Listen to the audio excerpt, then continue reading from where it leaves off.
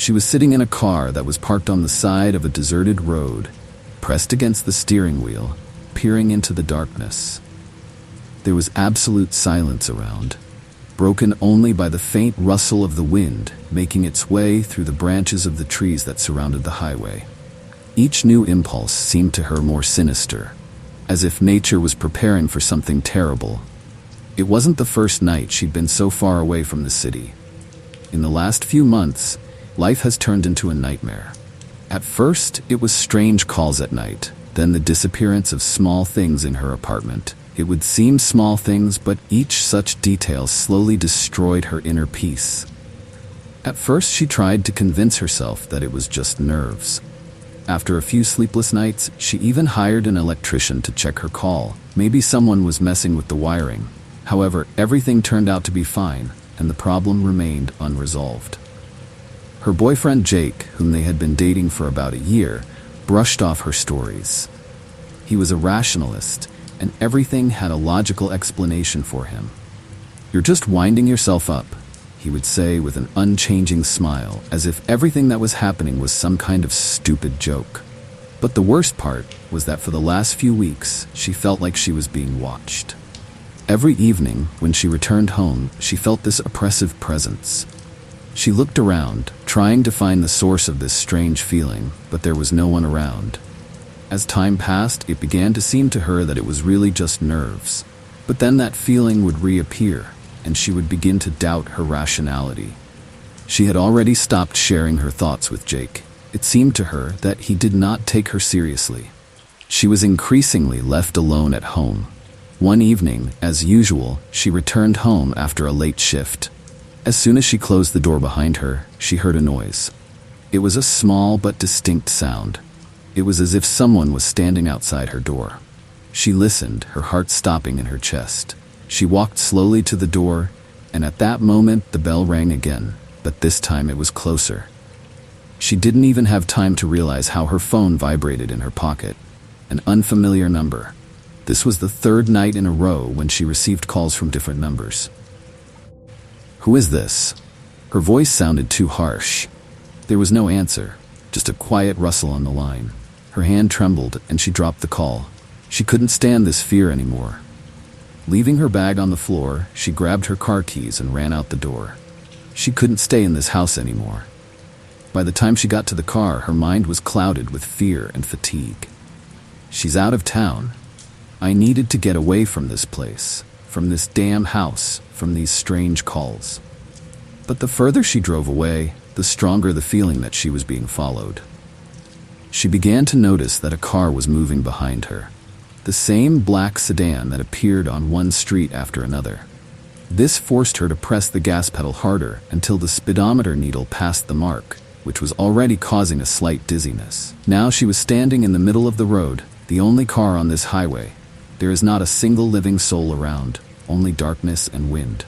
But the most frightening thing was the silence, which was broken only by her own fear. Her phone vibrated on the seat next to her again. The same unfamiliar number. This time she wasn't going to answer. She jumped out of the car and froze in place, afraid to even breathe. The wind swept over the road again, but this time it seemed to her that a barely perceptible sound reached her ears along with it. It wasn't the wind. It was someone's breathing. Faint at first, but increasingly distinct, heavy and threatening. She quickly slammed the car door, but the trembling in her hands made it difficult for her to even hold the keys. The heavy breathing came again, closer this time, as if someone was standing right behind the back of the seat. She turned around abruptly, but there was no one in the cabin. It made her heart clench with fear. Her gaze fell on the rearview mirror. The road behind was empty, no car, no pursuer. But it did not bring relief. The phone vibrated again, and this time the message on the screen made her blood run cold. "You can't escape. I'm right here." The message came from an unknown number. Her fingers trembled as she tried to dial Jake, but the phone only beeped briefly. The network was gone.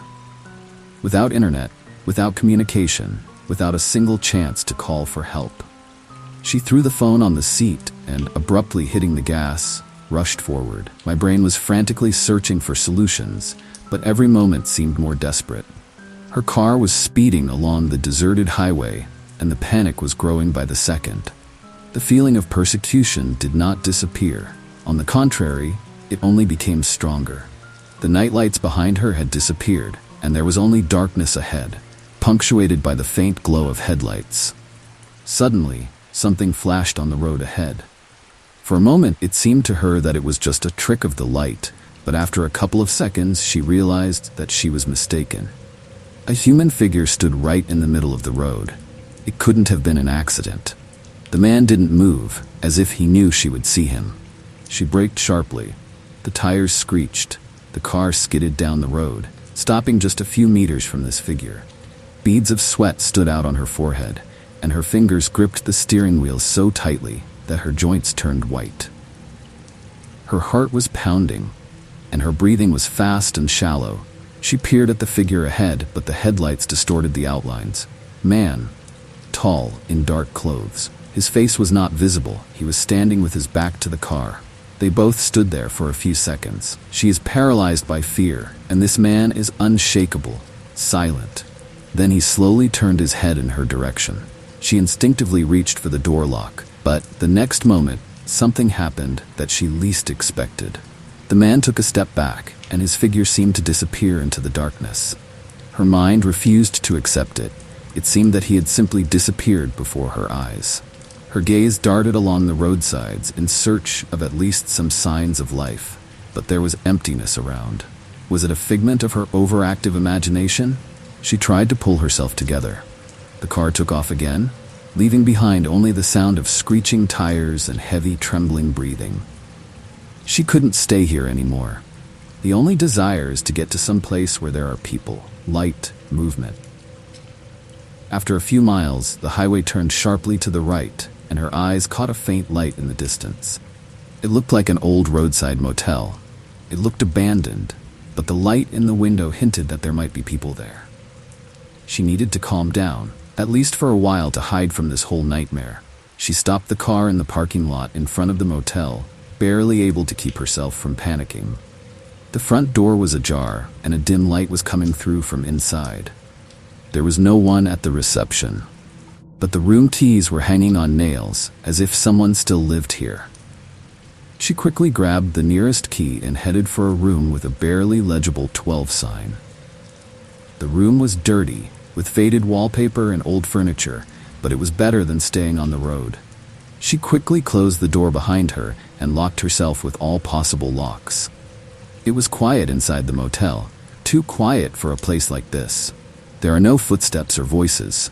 She looked around the room, but immediately noticed something strange. There was a note on the bedside table. She didn't think much of it at first, but her gaze returned to the paper when she noticed her name in the first lines. "Do you think you can hide here? Something worse is waiting for you.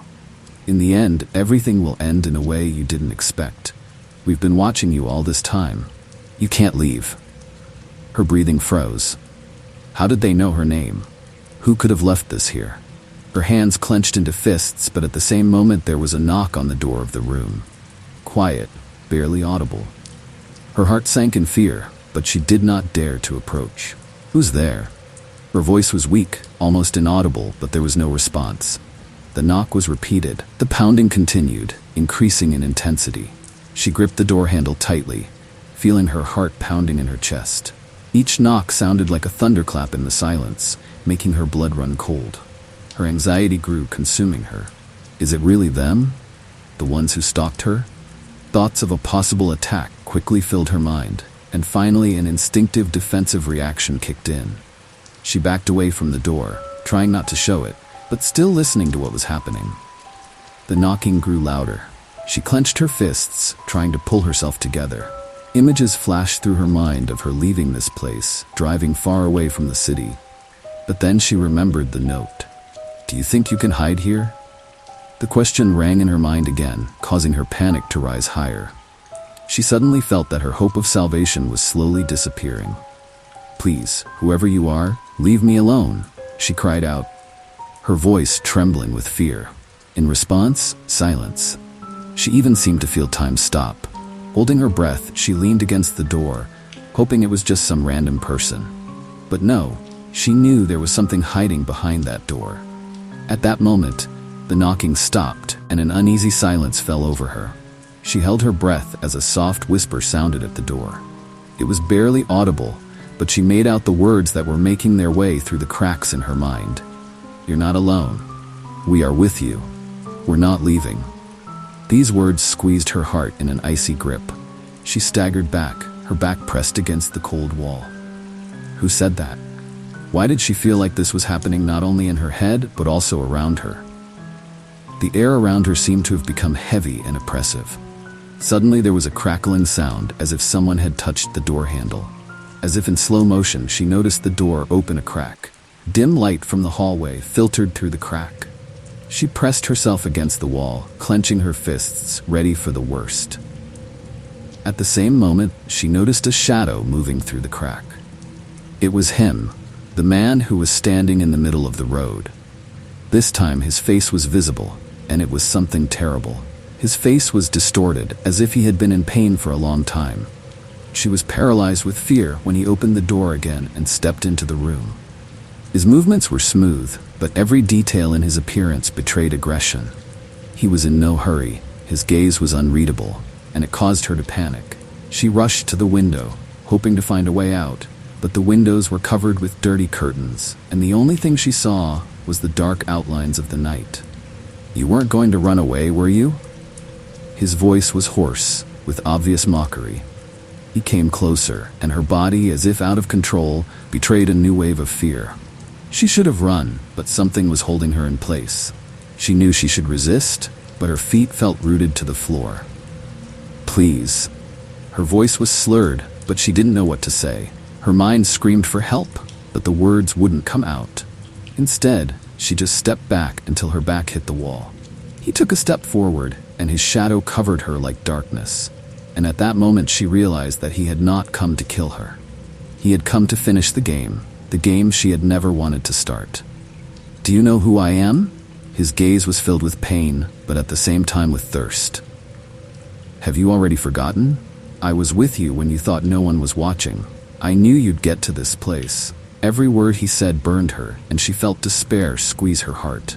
His cruel words pierced her like thorns, hitting her to the quick every time. "I don't know you," she sobbed, tears welling up in her eyes. She tried to remember what he was talking about, but her mind was full of fog. "Don't pretend you've forgotten," he continued, approaching. "You made me like this, your actions, your indifference. Now you're going to pay." And at that moment, her inner voice screamed, "Run!"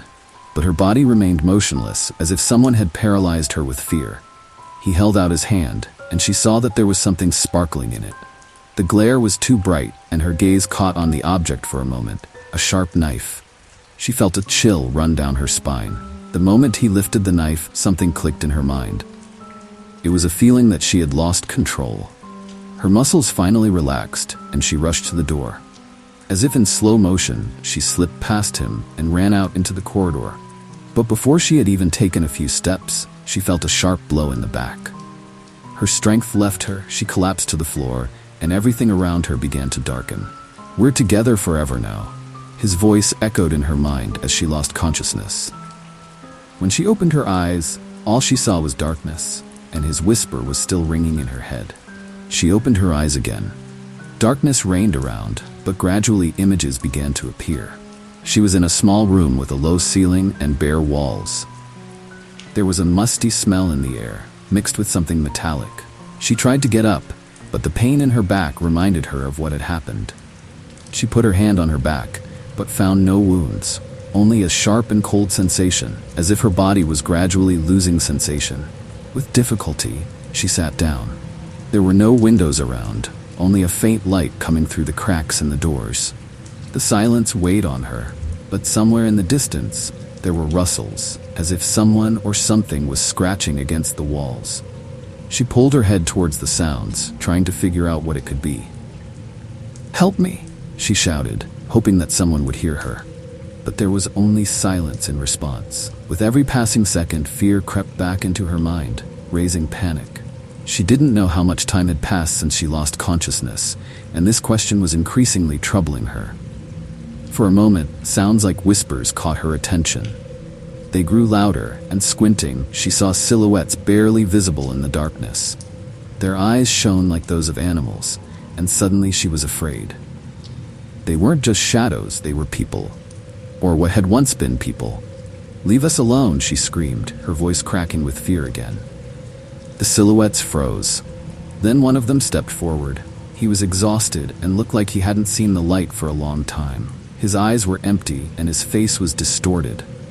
He didn't answer, just stared at her as if trying to figure something out. "Where are we?" "What is it?" she asked, hoping he could help her. "Do you know where we are?" He didn't answer, just continued to stare, as if unable to comprehend what was happening. She felt a sense of hopelessness sweep over her. She couldn't stay here among these people who seemed to be locked up just like her. "You shouldn't be here," he finally said, his voice hoarse, as if he hadn't spoken in a long time. "We are all here for our sins." "For what sins?" "What is it?" she asked, her voice a barely audible whisper. "For what you did. For what we lost," he replied, lowering his gaze. "We have become a part of this place." Suddenly, another person from the group started laughing softly. His laugh was shrill and hollow, like someone who had lost his mind. She felt the fear envelop her again, and her desire to leave this place only intensified. "He's not your friend," the man said. "Don't believe him. There is no friendship here. What do you want from me?" "What is it?" she asked, her voice sounding weak now. "You have to pay the price," said another, a woman, her voice melodious, but there was anxiety in it. "The price they demand." "Who are they?" she exclaimed, wishing her words didn't sound so full of despair. "They're watching us," the first one said softly. "They're always here. We can't leave this place." She noticed how the others around her began to nod, expressing understanding. Terror filled her chest, and she felt like she couldn't breathe again. Each of these people looked lost, their eyes filled with emptiness, like victims who had been robbed of hope by something. "We have to leave," she said, getting to her feet. "We have to find a way out." As if that word had become a trigger, there was a commotion around her. People started to get up, ignoring her words. They were slowly moving towards her, as if they were going to take her with them, drag her into the abyss of their madness. Her instincts told her to run, but her legs wouldn't obey. "Please stay away," she screamed, her voice sounding weak now, but they didn't stop. She finally gathered her strength and, ignoring her fear, rushed to the door. Her fingers were already on the handle, but at that moment, she felt someone grab her arm. "Don't open it," the man screamed, and a feeling of horror seized her. "You don't know what's behind the door." However, her body was already on autopilot. She opened the door, and a powerful stream of light and air hit her face, forcing her to close her eyes. She couldn't believe she'd found a way out, but when she opened her eyes, she was engulfed in total pitch blackness. Instead of the street she expected to see, there was a void in front of her. She was standing on the edge of a cliff, and the abyss stretched beneath her. She felt the world around her rapidly receding, and at that moment her fear reached its limit. "Close it," someone shouted from behind her. "Close the door." She darted back, but it was too late.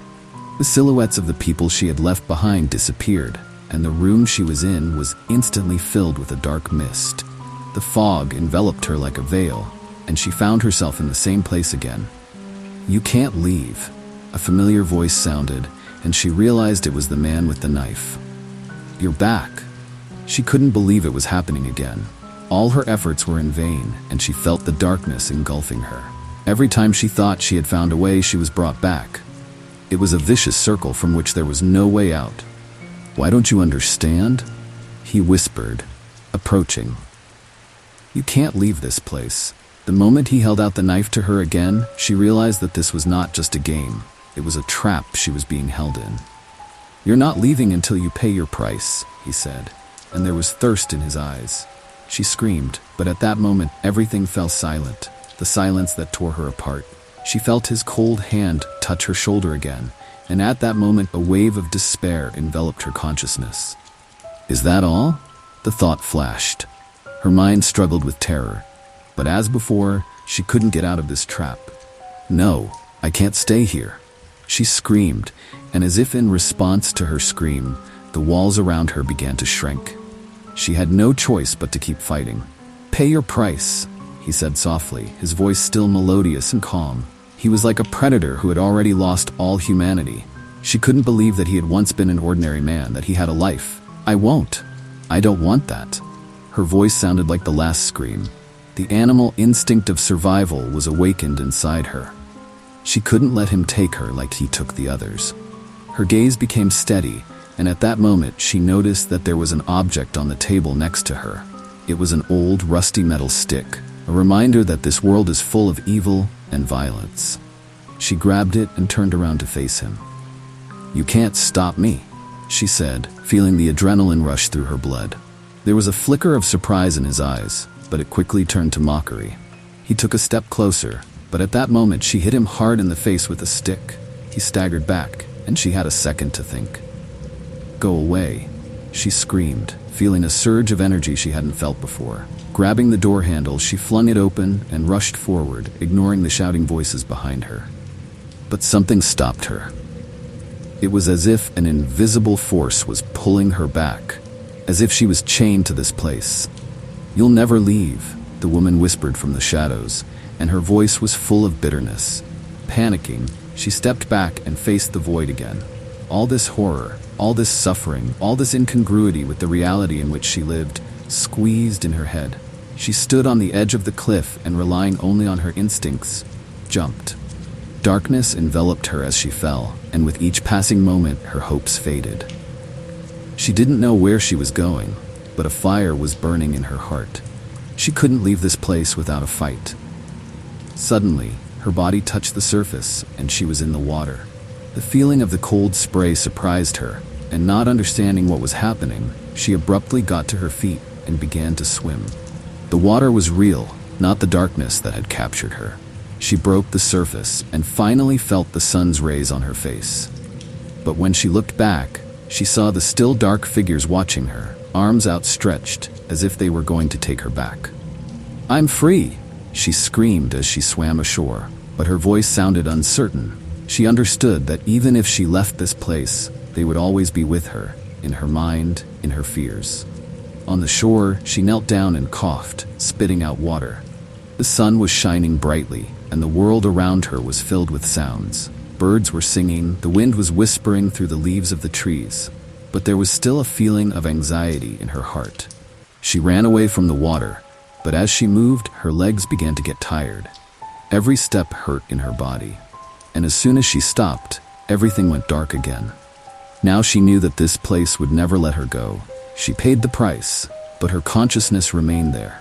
Moments of fear, despair, and madness haunted her in the real world, creating new demons that she had to contain. She looked up and saw the evening sun setting over the horizon, plunging her into shadow. The houses seemed empty, and every sound around her gave her goosebumps. Realizing that she was still here in the shadows, she said to herself, "This is not the end." But deep down, she knew that this was just the beginning of a new horror. The horror that would now accompany her wherever she went. Wherever she went, they followed her. They were always there,